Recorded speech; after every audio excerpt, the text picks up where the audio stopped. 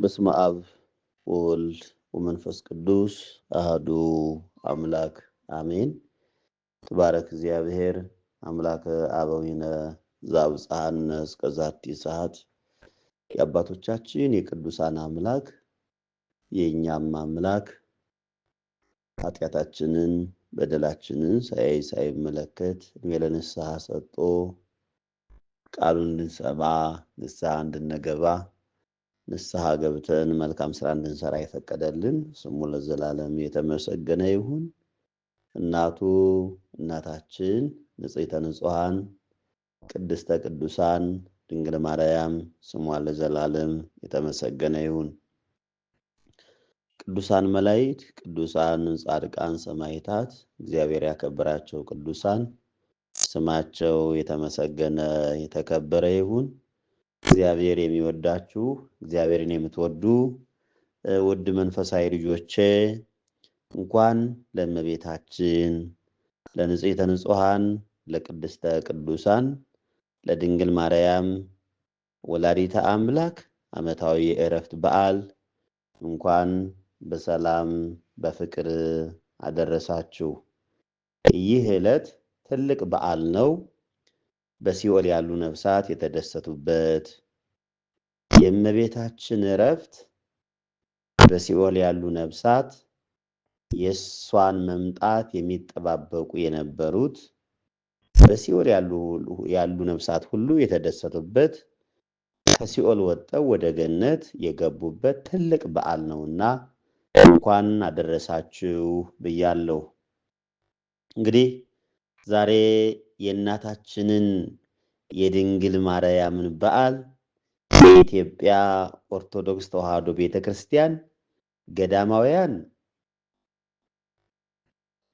በጸሎት በሰዓታቱ ነኤ እያሉ ማርያም ሆይ ነይና ባርኪን፣ ነይና ጸሎታችንን ከልጅ ዘንድ አድርሽልን፣ ነይና የእኛን ጸሎት የእኛን ልመና ከልጅ ዘንድ አድርሰሽ ለሀገራችን ለኢትዮጵያ ምሕረትን አሰጭን ላኪልን እያሉ ባይታውያን መነኮሳት ድንጋይ ተንተርሰው ጤዛ ልሰው ሁሌም ይጸልያሉ ማለት ነው።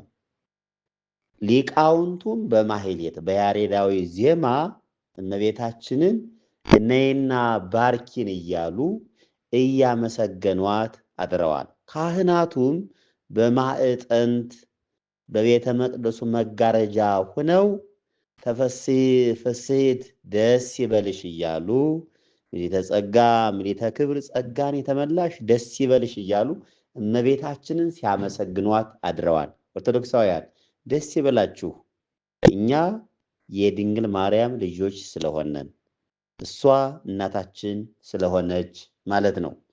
እንግዲህ እመቤታችን ኦርቶዶክሳውያን በዚህ ዓለም ስትኖር በደስታ አልኖረች። እመቤታችን ቅድስት ድንግል ማርያም ገና በኢያቄምና በሐና ወይም በእናቷ በሐና ማህፀን እያለች ነው ሰዎች ያሳደዷት። ለምን ካላችሁኝ በኢያቄም በሐና እግዚአብሔር ነግሯቸው በብስራተ መልአክ እመቤታችን ከተጸነሰች በኋላ በእናቷ በሐና ማህፀን ገና እመቤታችን እያለች ድውይ ስትፈውስ ነበር፣ ለምጽ ስታነጻ ነበር፣ ዕውራን ዓይናቸው ይበራ ነበር። ከዛ ጀምሮ ነው እመቤታችን የተሰደደችው። ኦርቶዶክሳውያን መቼም እቺ ዓለም ዛሬ በዚህ ዓለም ስንኖር ሰውን የምንጠላው አድጎ ካደገ በኋላ በንግግሩ ነው። እመቤታችንን ግን ገና በማህፀን ሳለች ነው ሰይጣን ያሳደዳት። ኦርቶዶክሳውያን እሷ እመቤታችን መጽሐፍ እንደሚነግረን ቅድመ ዓለም በአምላክ ልቦና ታስባ ትኖር ነበር ይለናል። ታስባ ትኖር ነበር። ከነገር ሁሉ በፊት እግዚአብሔር እናቱን ያውቃት ነበር ይለናል ኦርቶዶክሳውያን። ዓለም ተፈጥሮ አዳምና ሔዋን ስተው መርገመ ሥጋና መርገመ ነፍስ አግኝቷቸው በሐዘን ንስሐ ቢገቡ እትወለድ እምወለተ ወለትከ ከ5 ቀን ተኩል ወይም 5500 ዘመናት በኋላ ካንተ ባህሪ ከምትገኝ ንጽሕት ዘር ተወልጄ አድንሃለሁ ብሎ ተስፋ ድህነት ሰጠው ይለናል።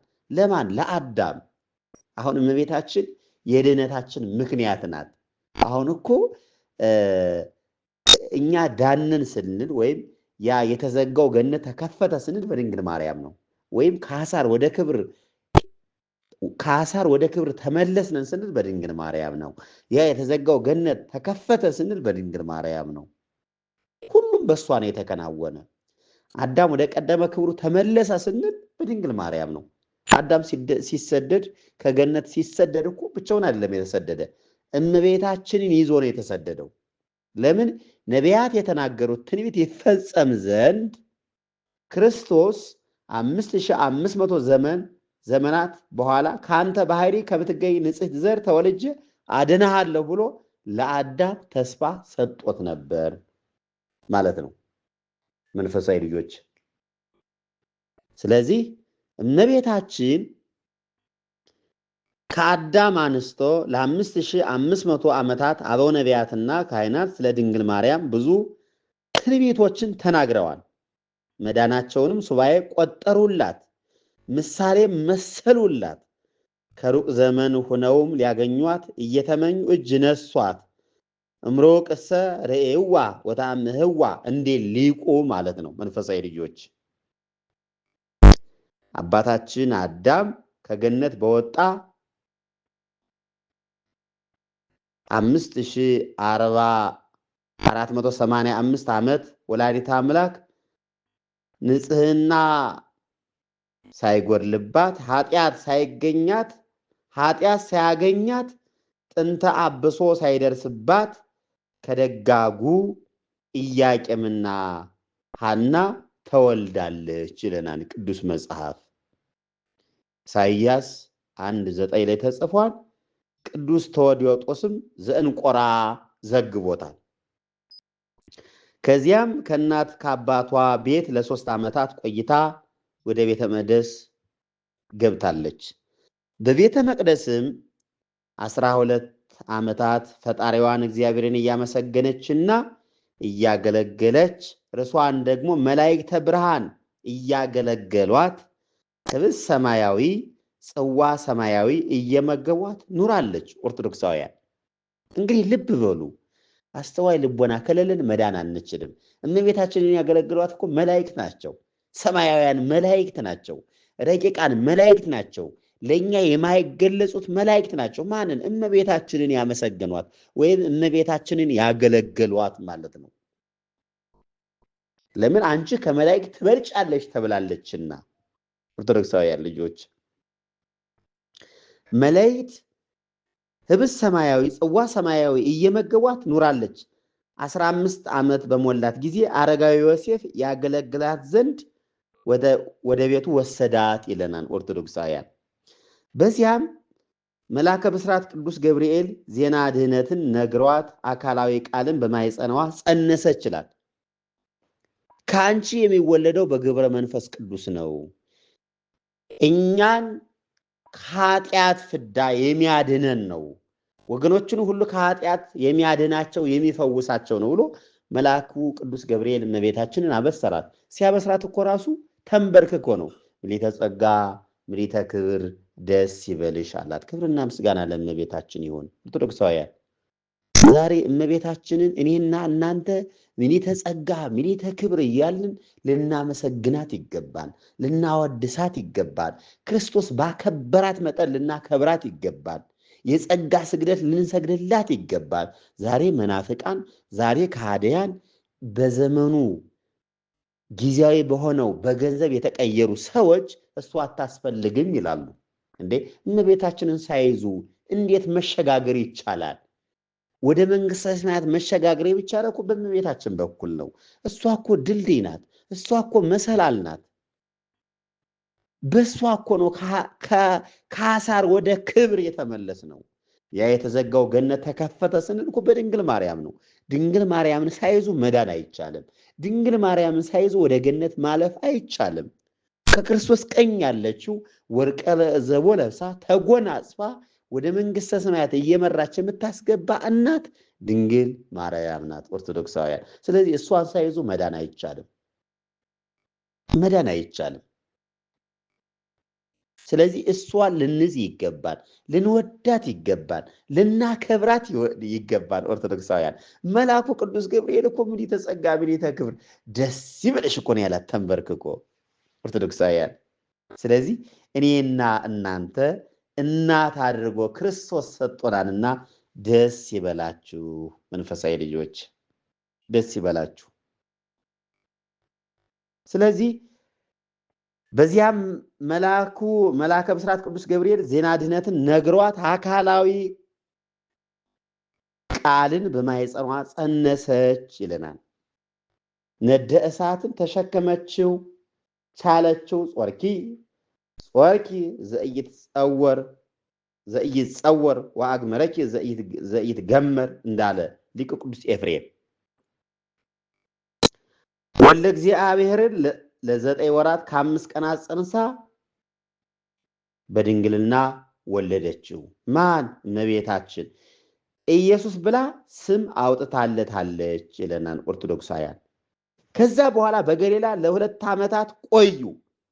አርዌ ሄሮድስ እገላለሁ ብሎ በተነሳባት ወቅትም ልጇን አዝላ በረሃብና በጥም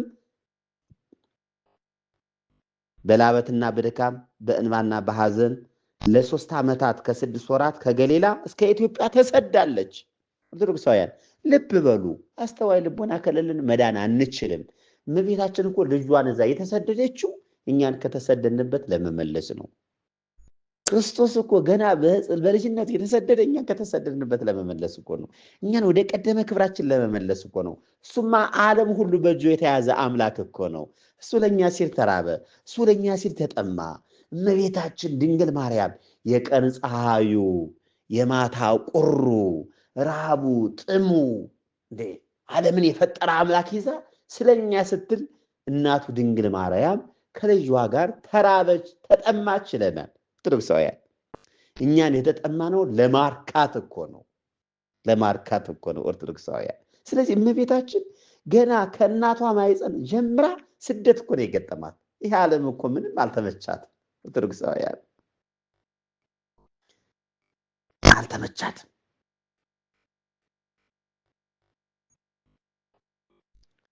ከዛ በኋላ ልጇ ጌታችን 5 ዓመት ከ6 ወር ሲሆነው ለድንግል ደግሞ 21 ዓመት ከ3 ወር ሲሆናት ወደ ናዝሬት ተመለሱ ይለናል። በናዝሬትም ለ24 ዓመታት ከ6 ወራት ልጇን ክርስቶስን እያሳደገች ነዳያንን እያሰበች ኑራለች። እርሷ ለ45 ዓመት ልጇ 30 ዓመት ሲሆናቸው ጌታችን ተጠምቆ በጉባኤ ትምህርት ተአምራት ጀመረ ይለናል። ለ30 ዓመታት ለ3 ዓመታት ከ3 ወራትም ከዋለበት እየዋለች ካደረበት እያደረች ትምህርቱን ሰማች ይለናል። የልጇን ትምህርት ማለት ነው። እመቤታችን የማዳኑ ቀን ደርሶ ልጇ ክርስቶስ ሲሰቀልም የመጨረሻውን ፍጹም ሐዘን አስተናገደች። አንጀቷ በሐዘን ተቃጠለ ይለናል ቅዱስ መጽሐፍ። በነፍሷም ሰይፍ አለፈ ይለናል የቅዱስ ሉቃስ ወንጌል ምዕራፍ 2 ቁጥር 35 ላይ። ጌታ በተነሳም ጊዜ ከፍጥረት ሁሉ ቀድማ ትንሣኤውን እመቤታችን አየች። ለ40 ቀናትን ሳትለይ ከልጇ ጋር ቆይታለች። ከልጇ እርገት በኋላ በጽርሐ ጽዮን ሐዋርያት ስብሰባ በጸጋ መንፈስ ቅዱስ አበቃች። በጽርሐ ጽዮንም ካደራ ልጇ ከዮሐንስ ጋር ለ15 ዓመታት ኖረች። በእነዚህ ዓመታት ስራ ሳትፈታ ስለ ኃጥአን ስትማልድ፣ ቃል ኪዳንን ከልጇ ስትቀበል፣ ሐዋርያትን ስታጽናና፣ ምስጢርም ስትገልጽላቸው ኑራለች ይለናል ኦርቶዶክሳውያን። ዕድሜዋ 64 በደረሰ ጊዜ ጥር 21 ቀን መድኃኒታችን አእላፍ ቅዱሳንን አስከትሎ ቅዱሳን መላእክትን አስከትሎ ነቢያትን አስከትሎ ሐዋርያትን አስከትሎ ቅዱሳንን አስከትሎ መጣ። ኢየሩሳሌም ጨነቃት፣ አካባቢውም በፈውስ ተሞላ ይላል ኦርቶዶክሳውያን።